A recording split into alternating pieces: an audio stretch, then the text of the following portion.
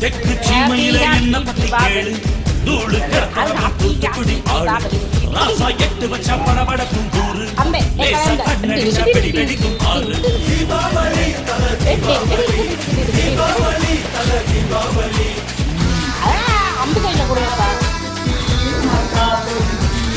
கொண்டாடு பாரு தீபாவளி தெற்கு சீமையில என்ன பத்தி கேளு தூளு கலப்பறவன் தூத்துக்குடி ஆடு